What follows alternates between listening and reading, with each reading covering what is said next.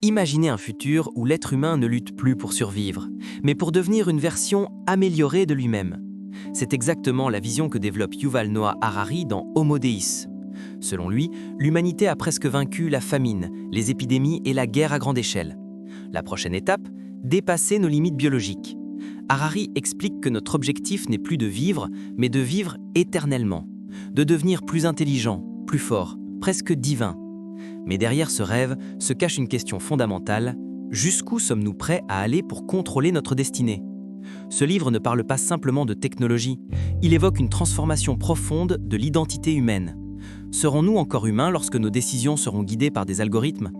Ce premier chapitre nous invite à ouvrir les yeux sur un monde où la ligne entre l'homme et la machine disparaît lentement.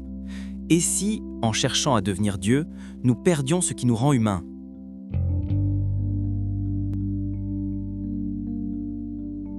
Harari explique que pendant des millénaires, l'homme a prié les dieux pour obtenir protection, santé et prospérité. Aujourd'hui, il ne les supplie plus, il veut prendre leur place. Grâce à l'intelligence artificielle, la biotechnologie et le génie génétique, l'humain tente désormais de réécrire le code de la vie. Dans Homo Deus, Harari souligne que notre croyance principale n'est plus religieuse mais scientifique. La nouvelle foi s'appelle dataïsme, la conviction que les données peuvent tout prédire, tout optimiser, même nos émotions. Les géants technologiques collectent aujourd'hui plus d'informations sur nous que nous-mêmes. Selon l'auteur, celui qui contrôle les données contrôlera le monde. Mais sommes-nous prêts à confier nos choix, nos amours, nos rêves à une machine? Ce chapitre explore cette bascule cruciale. L'humain devient un projet à optimiser plutôt qu'un être à comprendre.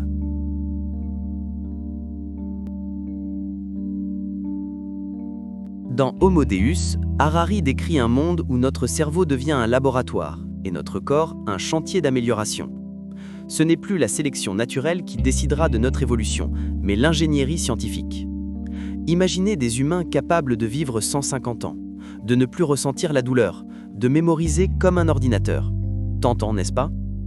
Pourtant, Harari avertit, cette nouvelle humanité pourrait créer une fracture entre ceux qui peuvent s'améliorer et les autres. Une élite biologique contre une majorité normale. Le futur risque de ne plus reposer sur l'égalité, mais sur la performance technologique. L'auteur pose alors une question puissante.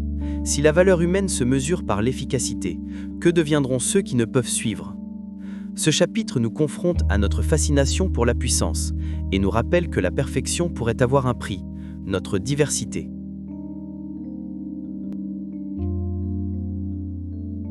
Harari introduit le concept de dataïsme, une idéologie selon laquelle l'univers fonctionne comme un système de traitement d'informations. Selon cette vision, les émotions ne sont que des calculs biochimiques et l'amour pourrait un jour être quantifié en données. Fascinant, mais inquiétant. Imaginez un algorithme capable de prédire avec précision quel couple va durer, quel métier vous correspond, ou même quand vous tomberiez malade.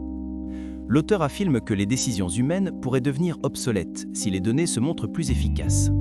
Dans ce chapitre, Harari soulève un risque majeur si nous abandonnons notre libre arbitre à la technologie.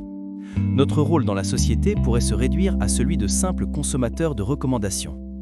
Cette réflexion pose une question essentielle. Voulons-nous vraiment laisser des machines penser à notre place, même si elles ont raison?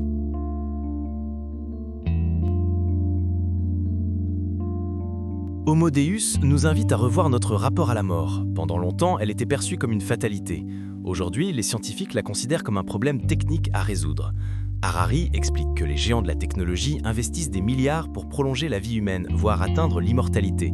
Mais que serait une existence sans fin? Serait-elle encore précieuse?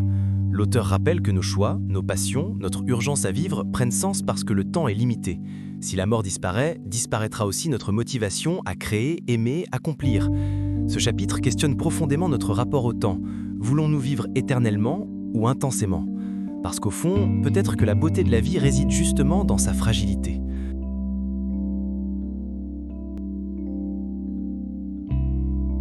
Dans ce chapitre, Harari analyse la transformation de l'être humain en produit modifiable. Grâce au génie génétique, on pourrait bientôt choisir l'intelligence, l'apparence ou même la personnalité de nos enfants. Mais si chaque individu est conçu, que restera-t-il de l'imprévisible, du hasard qui crée les génies inattendus? L'auteur nous met en garde. Une société qui programme ses êtres humains risque de supprimer la créativité, la différence, l'exception. Ce monde parfait serait-il vraiment vivant? Harari évoque aussi la disparition possible de la souffrance grâce à la technologie. Pourtant, n'est-ce pas souvent la douleur qui forge notre identité et notre force? Ce passage nous pousse à réfléchir. Voulons-nous une humanité lisse, contrôlée ou authentique, parfois fragile, mais profondément vraie?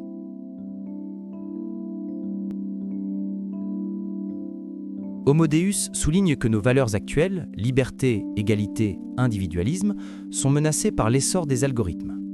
Si une intelligence artificielle connaît mieux nos désirs que nous-mêmes, serons-nous encore libres? Aujourd'hui déjà, les plateformes décident ce que nous regardons, ce que nous achetons, parfois même ce que nous pensons.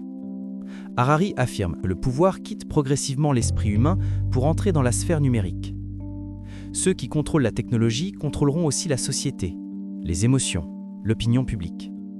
Ce chapitre pose un constat puissant. Le combat du XXIe siècle ne sera pas entre nations, mais entre l'homme et les systèmes qu'il a créés. Allons-nous diriger la technologie ou devenir ses utilisateurs obéissants?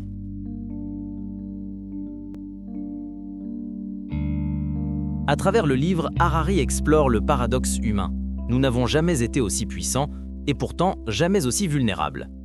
L'intelligence artificielle pourrait résoudre les crises énergétiques, médicales ou climatiques. Mais elle pourrait aussi nous remplacer dans presque tous les domaines. Harari cite l'exemple des emplois intellectuels. Si une machine peut diagnostiquer mieux qu'un médecin ou rédiger mieux qu'un avocat, quelle sera notre utilité? Il explique que la valeur future pourrait ne plus être l'intelligence, mais la capacité à s'adapter.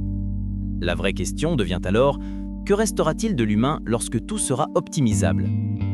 Ce chapitre nous rappelle que notre plus grande force a toujours été notre conscience. Dans son dernier message, Harari ne cherche pas à prédire le futur, mais à nous alerter. Homo Deus n'est pas une certitude, c'est un choix. Nous avons les outils pour devenir presque divins, mais aussi la capacité de perdre notre âme en chemin. Il insiste sur l'importance de l'éthique, de la philosophie, de l'éducation. La technologie peut amplifier nos qualités ou nos faiblesses. Le futur ne dépend pas de ce que les machines pourront faire, mais de ce que nous déciderons de leur laisser.